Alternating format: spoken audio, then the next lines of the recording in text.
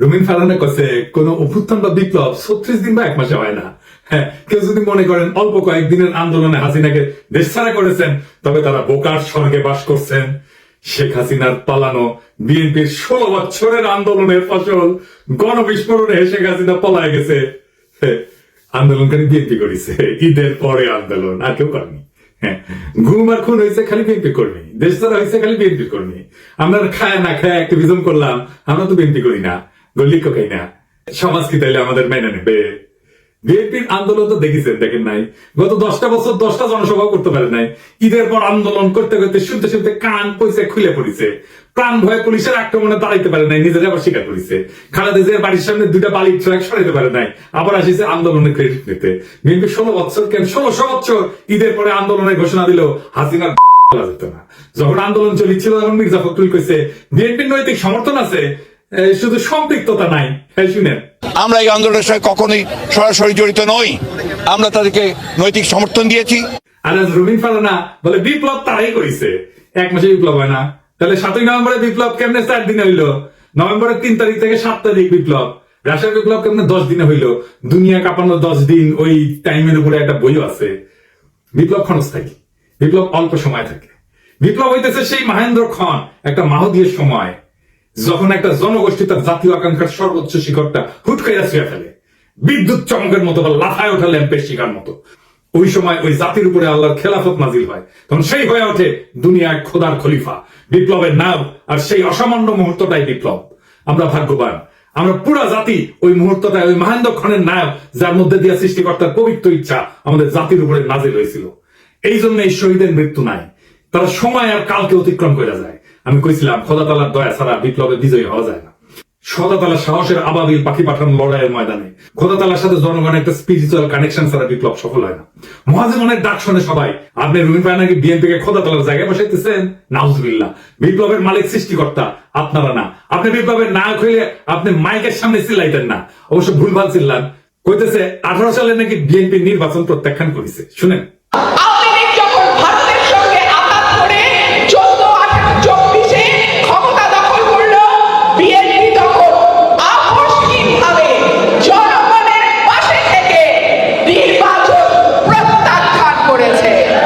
ওই নিজেই 2018 সালে সংসদে সংরক্ষিত আসনের এমপি ছিল বিএনপি, আমাকে বিএনপি নির্বাচন প্রত্যাখ্যান করছে। কি কয় না কয় তার কোনো ঠিক নাই। শুধু তাই না, 10 কাঠার একটা প্লট চাই আবেদন করেছিল, যে প্লট পেলে নাকি চিরকৃতজ্ঞ থাকিবে। দেখেন, এটা প্লটের লোভ সামলাইতে পারে না, সে আবার বিপ্লব করে। হ্যাঁ, খেল কথা হয়েছে পয়সা হজম। দরখাস্তটা দেখেন, একবার বলে 2/3 মেজরিটি নিয়ে বিএনপি ক্ষমতায় যাবে, শুনেন।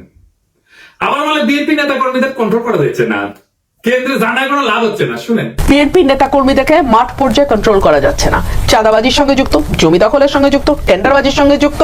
আমার এলাকাতে পথধারী নেতারা কেউ মাটি ভরাট করে নদীর উপরে, জমি দখল করে, আরেক উপজেলায় পথধারী নেতারা মামলা বাণিজ্য করে। তো কন্ট্রোল করা তো যাচ্ছে না। কেন্দ্রে খবর পাঠানো হয়েছে, কেন্দ্র কোনো অ্যাকশন নেয় নাই। তো বুঝছেন তো, বিএনপি ক্ষমতা এসে কি করবি? আচ্ছা, ওরা ছেড়ে দিই, বাচ্চা মেয়ে কি কইতে কি কয় ঠিক নাই, আপনারা ছেড়ে দিয়ে। এবার আসেন বিএনপির অন্যতম প্রধান তরুণ বুদ্ধিজীবী ফাহাম আব্দুল সালাম, ওরা নিয়ে একটু কথা বলি। ফাহাম দেশে গেছিল, আপনারা মনে হয় অনেকেই জানেন যে ফাহাম মির্জা ফখরুল ভাইয়ের মেয়ে জামাই। তো আমি অত্যন্ত পছন্দ করি ফাহামকে ব্যক্তি হিসেবে, ভেরি চার্মিং পার্সোনালিটি। এই ফ্যাসিলিটির লড়াইয়ে তার অসামান্য ভূমিকা ছিল। সে আরবান এলিট যুবক তরুণদের এই লড়াইয়ের জন্য তৈরি করছে, সে একাই। আমি ভালো কথা বলে ফেললাম না। হ্যাঁ, বাংলাদেশে কার সম্পর্কে ভালো কথা বলা খুব মুশকিল। যারা ফাহামকে পছন্দ করে না তারা গালাগালি করতে পারে, আর যারা ফাহামকে পছন্দ করে তারাও গালাগালি করবে, যে ও আসিছে এবার ফাহামের জনপ্রিয়তা দিয়া তোমার পয়েন্ট বাড়ানোর জন্য, পয়েন্ট খাওয়ার জন্য আসিছে। আর যদি কখনো ফাহাম গ্যাঞ্জাম করে, অ্যান্টি পিপল স্ট্যান্ড নেয়, তখন এসে বলবে দেখেছেন খুব তো তখন প্রশংসা করেছিলেন। যাই হোক, এটা বলে রাখলাম যে ফাহাম আমার এলাই না, এখন রাজনৈতিক মিত্র না। কারণ ফাহাম বিএনপির যে স্ট্যান্ড নিছে, যেটা আপহোল্ড করে, সেটা করেও সম্পর্ক রাখা যায় ভিন্ন মতের মানুষের সাথে, কিন্তু ফার্ম সাথে রাখবে না বলে সিদ্ধান্ত নিয়েছে, এটা কোনো সমস্যা নাই, অ্যাবসলিউটলি ফাইন। ফার্ম সম্পর্কে এত কথা বললাম যে আমাকে তাকে রেফার করে কথা বলতে হবে, সেই জন্য বলে নিলাম আর কি। কারণ সেও বলছিল যে এই লড়াইয়ে যারা ছিল তারা তার ভাই দাদা বলছে, তো সেটা আমার তরফ থেকে এখন এটা বলে না আমরা ভালো। তো ফার্ম দেশে গেল, সেই সময় ছাত্রদের নিয়ে বলছিল সম্ভবত একটা টিভি শোতে, যে ছাত্ররা বিএনপির সাথে এলাই করলে ভালো করবে, এটা তাদের বেটার সিকিউরিটি দেবে। স্বার্থের দিক থেকে তারা যদি বিএনপির সাথে অ্যালাইন করে, আমার মনে হয় যে তাদের ভবিষ্যৎ অন্য অপশন থেকে বেটার। 2 দিন আগেও লিখলো ফার্ম যে আওয়ামী লীগের মিছিল হচ্ছে বড়, এইটা আমরা নাকি একে অন্যকে অপমানিত করছি, তার ফল। হ্যাঁ, মাঝে মাঝে ফার্মের কথা শুনে হাসি। আচ্ছা ফার্ম, বিএনপি কি কাউকে সুরক্ষা দেওয়ার কথা বলা মানায়? আর বিএনপি কি কাউকে সুরক্ষা দিতে পারে? দিছে কখনো? এই সক্ষমতা কি বিএনপির আছে না ছিল? ক্ষমতা জিনিসটা কি, সেটা কিভাবে তৈরি হয়? বিএনপির যদি কাউকে সুরক্ষা দেওয়ার হিম্মত থাকতো তাহলে জিয়া তো নিহত হয় না, ইলিয়াস আলী গুম হয় না, সালাউদ্দিন চৌধুরী ফাঁসিতে যায় না, তারেক রহমান নির্বাসনে যায় না, বালুর ট্রাক ফেলা তার খালেদা জিয়াকে আটকাই দিতে পারে না। বিএনপি কি দেশকে আওয়ামী লীগের ফাঁসিবাদের হাত থেকে রক্ষা করতে পারছে? পারে নাই। বাংলাদেশের সবচেয়ে বড় রাজনৈতিক দল হয়ে অগাস্ট বিপ্লবের নেতৃত্ব দিতে পারে নাই। এই বিএনপি আগামীতে ক্ষমতায় যাইতে পারে, কিন্তু এই ক্ষমতা সে রাখতে পারবে না, কারণ ক্ষমতা বিষয়টাই সে বুঝে না। দেখেন, বিএনপির জন্ম হইতো না 1975-এর 15 আগস্ট না ঘটলে। সেই অগাস্ট বিপ্লবীদের রক্ষা করছে বিএনপি? করে নাই। মুজিব হত্যা মামলার বিচারে অভিযুক্ত সবাইকে জজ গোলাম রসুল ফায়ারিং স্কোয়াডে গুলি করে মারা মৃত্যুদণ্ডের রায় প্রদান করছিল। যদিও দেশে প্রচলিত সিআরপিসিতে মৃত্যুদণ্ড দণ্ডিতদের ফায়ারিং স্কোয়াডে গুলি করে মারার কোনো বিধানই নাই। সংসদে এই অপকর্মের বিরুদ্ধে সেদিন 120টা আসন নিয়েও বিএনপি কোনো বিরোধিতা না করে মুখে কুলু পাইতে চুপ করে বসেছিল। তাই বিএনপি কাউকে রক্ষা করতে পারবে না, করবে না, সে ক্ষমতা নেই। বিএনপি ক্ষতি করতে পারবে, সেটি আসল ক্ষমতা। রক্ষা করতে পারাটা রাজনৈতিক ক্ষমতা না, বরং ক্ষতি করতে পারার হিম্মতটাই রাজনৈতিক ক্ষমতা। আমি এই প্রসঙ্গে বিস্তারিত আলাপ করছি আগের এপিসোডে। আওয়ামী লীগের মিছিল বড় হচ্ছে এই জন্য না যে কেউ কাউকে অপমান করছে আর অভিমানের রাজপথ ছেড়ে দিচ্ছে তাই আওয়ামী লীগ মিছিল করতেছে, না, তা না। বাংলাদেশে বিএনপি বা জামাত বা ছাত্রদের এনসিপি গ্রিন সিগন্যাল ছাড়া আওয়ামী লীগের বাপের ক্ষমতা নেই মিছিল করে। আওয়ামী লীগ বিএনপির আশকারা পাইয়া মিছিল করতেছে না, শুধু বিএনপি আওয়ামী লীগের মিছিল করে দিচ্ছে। হ্যাঁ, বা বেশ, এইভাবে তারা আওয়ামী লীগকে বাঁচাই রেখে জনগণকে ভয় দেখাইতে চায়। বিএনপি ক্ষমতায় আসার আগে দলটার নেতা কর্মী এবং তাদের আত্মীয় স্বজনরা আওয়ামী লীগের রাজনৈতিক স্বার্থ রক্ষার জন্য কতটা মরিয়া হয়ে উঠছে এই খবর পড়লেই সেটা বুঝতে পারবেন। আওয়ামী লীগকে যারা রুখে দিতে পারবে তারাই আগামী বাংলাদেশের নেতা হবে। বিএনপি ঢুকতে না চাইলে তো মাঠ ফাঁকা থাকবে না। বিএনপি প্রাণ ভয়ে রাজপথে 28 অক্টোবর দাঁড়াইতে পারে নাই, তার জন্য কি বর্ষা বিপ্লব থেমেছিল? ছিল না। ফার্মের কন্ট্রাডিকশন গুলো নিয়ে আলাপ করি না, চাইলে করা যায়। ফার্ম বল কইতেছে 71 একটা রেড লাইন, এই রেড লাইন ক্রস করলে বাংলাদেশের রাজনীতি করা যাবে না। এই জন্য নাকি জামাত মেইনস্ট্রিম হইতে পারে নাই। আজিব বাত। বিএনপি কি 71-কে ওন করে? সে নিজে কি ফার্মকে নিজে বাঙালি জাতীয়তাবাদকে ওন করে? ফার্ম তো নিজেই নিজেকে হিন্দুস্তানি মুসলমান বলছে। দেখেন, আমি নিজেকে বাঙালি মনে করি না, আমি নিজেকে হিন্দুস্তানি মুসলমান মনে করি। ফার্ম কি ধর্ম নিরপেক্ষতা মানে? সে কি সমাজতন্ত্র মানে? সে নিজেই কমিউনিস্টকে দান দিক বলেন।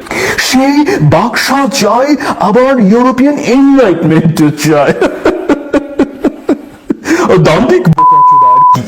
তাইলে ফার্মের 71টা আসলে কি? ফার্মের ন্যারেটিভ কি 71-এর? আমি আসলে জানতে চাই। এবার আসে বিএনপির 31 দফা নিয়ে আলাপ করি। আমি 31 দফার এক এক দফা নিয়ে সারা ভাবে আলাপ করেছি, আপনারা দেখছেন। আলাপ একবারে যদি করতাম আগ্রহ ধরে রাখতে পারতেন না। তো বিএনপির কিছু কইতে ইচ্ছা করে না, এটা বেকুব ভর্তি দল, এরা নিজেদের দুর্বলতা কখনো বুঝতে পারে নাই। যেহেতু অ্যান্টি আওয়ামী লীগ সকলের কাজের সুফল পাইছিল, তাই তারা ভাবে নাই নিজের ইন্টেলেকচুয়াল অ্যাসেট গড়ে তুলতে হবে। এখন পড়েছে গাড্ডায়। আমি আমলের কোন ন্যারেটিভ তৈরি করতে পারে নাই, একটাও না। আপনি দেখাতে পারবেন না একটা ন্যারেটিভ তৈরি করেছেন, নিজেদেরকে রক্ষা করতে পারেনি ন্যারেটিভ তৈরি করে। আর এইটা যে তাদের দুর্বলতা, এটা কোনোদিন খোদায় দেখেনি। গাড়বেলি করে মাস্তানি হয়, রাজনীতি হয় না। রাজনীতি সিরিয়াস বিষয়, ক্ষমতা মাফিয়াদেরও থাকে। যাই হোক, আজকে 2টা দফা নিয়ে আলাপ করবো বিএনপির 31 দফা। তার আগে কইয়া নেই, রাজনৈতিক দফার সংখ্যা কম হইতে হয়। আমি চ্যালেঞ্জ দিয়ে বলতে পারি, বিএনপি স্ট্যান্ডিং কমিটির প্রত্যেককে আলাদা কইয়া 31 দফা লিখতে বলেন, পারবে না, একজনও লিখতে পারবে না 31টা দফা। আপনি বিএনপির কর্মী হন, নেতা হন, নিজে লেখেন। এটা এপিসোড গফ করে নিজে লেখেন, পারবেন না। আমি চ্যালেঞ্জ দিলাম, পারবেন না। আপনি নিজে যারা রাজনীতি করাটাই কাজ, যে পারেন না নিজের দফাটা নিজে লিখতে, মনে রাখতে। পাবলিকের বাপের ধন কি সাপে খাইছে যে সে মনে রাখবে? তার ঠেকা পড়ছে। আসেন দেখি রাজনৈতিক কর্মসূচি অল্প দফায় কেন হইতে হয়, সেটা একটু আলাপ করিনি। 1 নম্বর কারণ সহজবোধ্যতা। অল্প দফা থাকলে জনগণ সহজে বুঝতে পারে কি দাবি করা হচ্ছে। বেশি দফা থাকলে মেসেজ জটিল হয়ে যায়, সেই জন্য সাধারণ মানুষের মনোযোগ হারানোর ঝুঁকি বাড়ে। 2 নম্বর, মোবিলাইজেশন সহজ হয়। কম দফা মানে একটা বা 2টা মূল দাবির পিছনে জনগণ জোরালো ভাবে ঐক্যবদ্ধ হইতে পারে, আন্দোলনের শক্তি বাড়ে। 3 নম্বর, কৌশলগত চাপ সৃষ্টি করা যায়। সরকার বা বিরোধী শক্তির উপর চাপ তৈরি করার জন্য স্পষ্ট এবং নির্দিষ্ট দাবি থাকা জরুরি। বেশি দাবি দিলে কোনো দাবি নিয়ে সুনির্দিষ্টভাবে চাপ তৈরি করা যায় না। গতি বজায় রাখা। কম দফার কর্মসূচি আন্দোলনের গতি এবং ফোকাস বজায় রাখে। লম্বা তালিকা মানে প্রত্যেকটা বিষয় আলাদা করে ব্যাখ্যা লাগবে, যা সময় ক্ষেপণ করে। 5 নম্বর হইতেছে সংবাদ মাধ্যমে সহজে প্রচার। মিডিয়া ছোট স্পষ্ট বার্তা প্রচার করতে পছন্দ করে। অল্প দফায় আন্দোলন সহজে শিরোনাম হয়। আমি এটা বললাম আন্দোলন এই কারণে, কারণ তারা কিন্তু 31 দফা আন্দোলনের সময় করছে, বিপ্লবের পরে করে নাই। সেজন্য আন্দোলনের কথা বললাম। আমাদের সফল আন্দোলনগুলো দেখেন, রাষ্ট্রভাষা বাংলা চাই। 6 দফা, এরশাদ বিরোধী আন্দোলনের এক দফা এক দাবি এরশাদ তুই কবে যাবি, হাসিনা খাতের আন্দোলনের এক দফা, এমনকি বিএনপি যে 4 দলীয় জোটের 5 দফা ছিল 2001 সালের নির্বাচনে, দুর্নীতিমুক্ত প্রশাসন, সুশাসন, আইন শৃঙ্খলা উন্নয়ন, এই সমস্ত। তারপরে বড় দফা বাড়তে থাকে। 2018 সালে বিএনপির ঐক্যফ্রন্টের দফা হয় 7 দফা আর 11টা লক্ষ্য। এই হইতেছে বাম ইনফ্লুয়েন্স, দাবি ঢুকাইতে দিতে হবে টাইসা। মানুষ পড়লো কিনা শুনলো কিনা ভাবাভাবি নাই। আসেন 31 দফার 2 নম্বর দফা নিয়ে দেখি। তারা কইতেছে বাংলাদেশে গণতন্ত্র, ভোটাধিকার পুনঃপ্রতিষ্ঠা এবং স্বচ্ছ গণতান্ত্রিক প্রক্রিয়াকে স্থায়ী, সাংবিধানিক এবং প্রাতিষ্ঠানিক রূপ দেওয়ার লক্ষ্যে একটা নির্বাচনকালীন দল নিরপেক্ষ তত্ত্বাবধায়ক সরকার ব্যবস্থা প্রবর্তন করা হবে। ভালো কথা, কিন্তু প্রশ্ন হইতেছে তত্ত্বাবধায়ক সরকার তো বিএনপি প্রবর্তন করেছিল, তাই না? আইন কইরা 96 সালে তো টিকলো না কেন? আবার আইন করবে, টিকবে না। মানে আমরা চক্রাকারে একই সমস্যার আবর্তে ঘুরপাক খাবো নাকি বারে বারে? আবার যে বাতিল হবে না তার নিশ্চয়তা কি? জনগণ চায় একটা নিরপেক্ষ নির্বাচন, অবাধ স্বচ্ছ নির্বাচন, নেতা নির্বাচনের স্বাধীনতা। এটা কিভাবে নিশ্চিত হবে? বিএনপি তো বিচারপতির বয়স বাড়ায় নিজেদের পছন্দ মতো লোককে তত্ত্বাবধায়ক সরকার প্রধান বানাইতে চেয়েছিল 2006 সালে, জানেন তো? 2007 সালে জানুয়ারিতে যে সাধারণ নির্বাচন পরিচালনা হবে সেটার জন্য তত্ত্বাবধায়ক সরকার গঠিত হওয়ার কথা ছিল। তার প্রধান উপদেষ্টা হিসেবে বিচারপতি KM হাসানকে নিয়োগ করা হয়। উনি একসময় বিএনপির কেন্দ্রীয় নেতৃত্বে ছিলেন। তৎকালীন আওয়ামী লীগের মতে KM হাসান যাতে তত্ত্বাবধায়ক সরকারের প্রধান উপদেষ্টা হইতে পারে সেই জন্য বিএনপি সংবিধান সংশোধন করে বিচারপতির অবসর গ্রহণের বয়সসীমা বাড়াই দিয়েছিল। গ্যাঞ্জাম বাঁধে এই নিয়ে, আবার গ্যাঞ্জাম বাঁধবে। এই দফা দিয়া কি অবাধ সুষ্ঠু নির্বাচন করা যাবে? যাবে না। নিশ্চিত করা যাবে? যাবে না। এমনকি এই সিস্টেম টিকবে না, আগেও টেকে নাই। তাইলে এই দফা কি চিন্তা ভাবনা কইরা বানাইছে? আচ্ছা, 4 নাম্বার দাবিতে কি বলিছে? পরপর 2 টার্মের অতিরিক্ত কেউ প্রধানমন্ত্রীর দায়িত্ব পালন করতে পারবে না। ভালো কথা, খুবই ভালো কথা। কি মনে হয় এটা কইরা? পরপর 2 টার্মের বেশি কেউ প্রাইম মিনিস্টার দায়িত্ব পালন করতে পারবে না। এটা বিএনপি অনেকবার বলছে, কিন্তু আমরা যাতে আমেরিকায় দেখি এইটাই সংবিধান সংস্কার কমিটি প্রস্তাব করছে। এখন বিএনপি কইতেছে প্রধানমন্ত্রী পদে দাঁড়ানোর 2 মেয়াদের বেশি কেউ থাকতে না পারলেও একবার বিরতি দিয়া আবার প্রধানমন্ত্রী হইতে চাইলে সেই সুযোগ থাকতে হবে। মানে পরপর 2 টার্ম থাকবে, তারপরে 1 বছর অন্য কেউ হবে, তারপর আবার কেউ 2 টার্ম এসে থাকবে। মানে বুঝছেন তো, পরপর 2 টার্ম থাকার পরে 1 টার্ম প্রেসিডেন্ট হবে, তারপর আবার 2 টার্ম প্রাইম মিনিস্টার হবে, তারপর 1 টার্ম প্রেসিডেন্ট হবে। মানে চালাকি শুরু হয়ে গেছে। ভাবছে কেউ বুঝতে পারবে না। যেই মাত্র ক্ষমতায় আসা দেখতে পারতেছে তখনই সব উল্টাই দিচ্ছে বিএনপি। যখন ক্ষমতা থেকে দূরে তখন কত ভালো ভালো কথা দেখিস, কি সুন্দর চান্দ দিছে, এখন চিনে না। আসেন, কেন পরপর 2 বার রাষ্ট্রের প্রধান নির্বাহী হওয়া ঠিক নাই? পিছনে দার্শনিক ভিত্তিটা কি? পরপর 2 টার্ম রাষ্ট্রের নির্বাহী থাকা ঠিক না কেন? এর মূল উদ্দেশ্য হইতেছে 1 নাম্বার ক্ষমতার অপব্যবহার রোধ করা। দীর্ঘ সময় ধরে একই ব্যক্তি ক্ষমতায় থাকলে স্বৈরতান্ত্রিক প্রবণতা তৈরি হয়, নিজের ক্ষমতা পাকাপোক্ত করতে শুরু করে, জনগণের বদলে নিজের দল বা নিজের শক্তিকে রক্ষা করে। একই জিনিস ঘটছে হাসিনার ক্ষেত্রে। 2 নাম্বার, নতুন নেতৃত্বের সুযোগ সৃষ্টি হয় না। নিয়মিত নেতৃত্বের পরিবর্তন মানে নতুন চিন্তা, নতুন দৃষ্টিভঙ্গির আগমন। 3 নাম্বার, রাষ্ট্র প্রতিষ্ঠানের স্বাধীনতা রক্ষা। একজন দীর্ঘদিন ক্ষমতায় থাকলে বিচার বিভাগ, নির্বাচন কমিশন, পুলিশ ইত্যাদি তার হাতে জিম্মি হয়ে যেতে পারে, যেটা হাসিনার আমলে হয়েছিল। 4 নাম্বার, গণতন্ত্রের প্রাণবন্ততা বজায় রাখা। জনগণ যাতে মনে করে রাষ্ট্র তাদের, কোন ব্যক্তির না, এই অনুভূতি বজায় রাখা দরকার। এবং দীর্ঘকালীন শাসনের বিদ্রোহ কিন্তু অবশ্যম্ভাবী হয়ে ওঠে, কারণ ক্ষমতা কেন্দ্রীভূত হয়ে পড়ে। যখন এক ব্যক্তি বা গোষ্ঠী দীর্ঘদিন রাষ্ট্রের নেতৃত্ব থাকে তখন তারা সমস্ত শক্তি নিজেদের হাতে কক্ষিগত করে। আইনের শাসন দুর্বল হয়, বিচার ব্যবস্থা পক্ষপাতদুষ্ট হয়, সেনাবাহিনী প্রশাসন ব্যক্তি বিশেষের গোলাম হয়ে পড়ে, জনগণের স্বাভাবিক চাহিদা, ন্যায় বিচার, সমান অধিকার, জীবনের নিরাপত্তা এই সমস্ত পদদলিত হয়। একই জিনিস আমরা দেখছি হাসিনার আমলে। দেখেন, এই যে ঘটনা, এটা তাত্ত্বিক ভিত্তি কি যে কেন প্রধান নির্বাহী বেশি দিন থাকতে পারবে না? তাত্ত্বিকভাবে এটা দাঁড়ায় আছে কয়েকটা বড় চিন্তার উপরে। 1 নম্বর হচ্ছে ডেমোক্রেটিক রোটেশন, বা এটাকে বলা যেতে পারে গণতান্ত্রিক চক্র। জন লক, মন্তেস্কু এই দার্শনিকরা বলছিলেন ক্ষমতা স্বাভাবিকভাবে দুর্নীতির দিকে ধাবিত হয়, তাই নিয়মিত ক্ষমতার হাত বদল জরুরি। আর একটা তত্ত্ব হচ্ছে ন্যাচারাল ডিকে অফ পাওয়ার, মানে ক্ষমতার স্বাভাবিক ক্ষয়। টকভিল উনি বলছেন একজন নেতা যত বেশি সময় ক্ষমতায় থাকে তত সে জনগণের আসল চাহিদা থেকে বিচ্ছিন্ন হয়ে পড়ে। আর 3 নম্বর হইতেছে জেনারেশনাল রিনিউয়াল, নতুন প্রজন্মের আবির্ভাব তত্ত্ব। রাষ্ট্রের সেবা করার সুযোগ নতুন নেতৃত্বকে দিতে হবে, না হলে রাষ্ট্র সময়ের সাথে সাথে পিছায় যাবে। যদি একজন নেতা 2 মেয়াদে চালায় যায়, তারপর 1 টার্ম বিরতি নিয়ে আবার প্রার্থী হয়, তাহলে মূল উদ্দেশ্য ব্যাহত হয়। কেন ব্যাহত হয়? 1 নম্বর, ক্ষমতার নেটওয়ার্ক নষ্ট হয় না, যেটা তৈরি হয়েছিল। যে নেতা টানা 2 মেয়াদ চালাইছে তার সময়কালে প্রশাসন, বিচার বিভাগ, পুলিশ, মিডিয়া, ব্যবসায়ী গোষ্ঠী সব স্তরে স্তরে অনুগত এক ধরনের নেটওয়ার্ক তৈরি হয়। 1 টার্ম বিরতিতে এই নেটওয়ার্ক বেঁচে থাকে, সক্রিয় থাকে। এখন দেখতেছেন না, এখনো হাসিনার লোকজন প্রশাসনে আছে।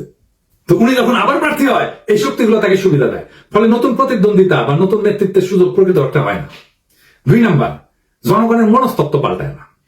নেতার ব্যক্তি পূজা বা জনপ্রিয়তার মিথ ভেঙে যেতে সময় লাগে। মাত্র 1 মেয়াদের বিরতি তা ভাঙার জন্য যথেষ্ট না, ফলে পুরনো প্রভাব বজায় থাকে। মানুষ মনে করে ওই লোকটাই আবার ফিরে আসবে।